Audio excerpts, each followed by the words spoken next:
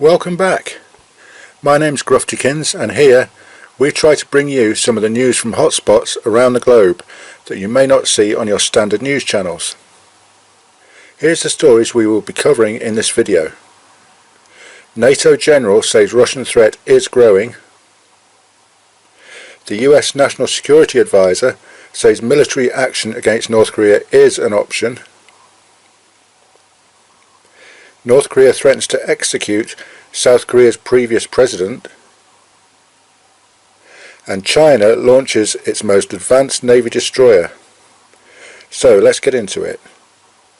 The chairman of the NATO Military Committee, General Peter Pavel, said this week that when it comes to capability, there is no doubt that Russia is developing their capabilities in both conventional and nuclear components, but that their intent is not clear.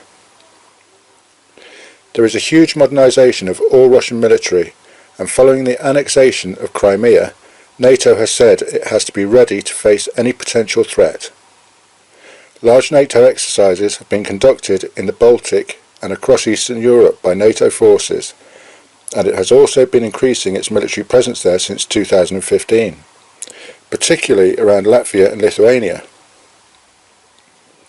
New military bases have been set up and rapid response units deployed across the region.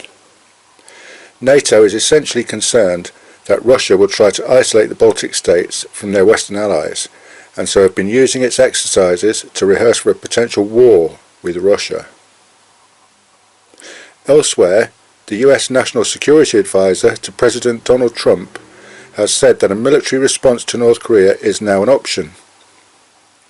He stated that the threat is much more immediate now, and so it's clear that we can't repeat the same failed approach of the past. In other words, although sanctions and other measures have been tried for years by various administrations, North Korea has become an ever more serious threat, and something needs to be done very soon. It seems unlikely that China will put much pressure on Kim Jong-un's regime, and North Korea is determined to continue its ballistic missile and nuclear program with the intention of creating a working ICBM that can reach the American mainland. Donald Trump has said this will not happen. In other news, North Korea has said it will impose the death penalty on South Korea's former president. She was ousted from her position amid a massive corruption scandal and is appearing in court in South Korea's capital city of Seoul. North Korea has said she is guilty of a plot to assassinate Kim Jong-un with the help of the US using a biochemical weapon. They demanded that South Korea hand her and her intelligence chief over to them for state-sponsored terrorism against the supreme leadership. This of course will never happen, but with Kim's half-brother being assassinated at an international airport in February, there is every possibility that they could become a very real target for a North Korean hit squad of some kind.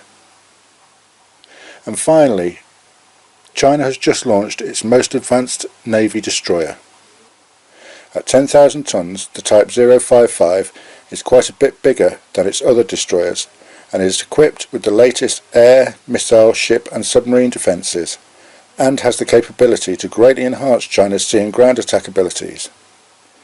This goes hand in hand with China's massive modernisation program across its entire military, as it pushes to bring its military strength and technology to a point where it could rival the US. Indeed, the Chinese state media has said that the Navy commissioned 18 ships in 2016, covering everything from corvettes and destroyers to guided missile frigates. How quickly this military build-up is taking place is definitely a cause for concern. So that's it for today. As always, we will try our best to keep you informed of situations in the world's hotspots, so hit that subscribe button for further updates. And if there's anything you feel you would like us to cover, please leave a comment below. And don't forget, the world is watching, so please be kind to each other.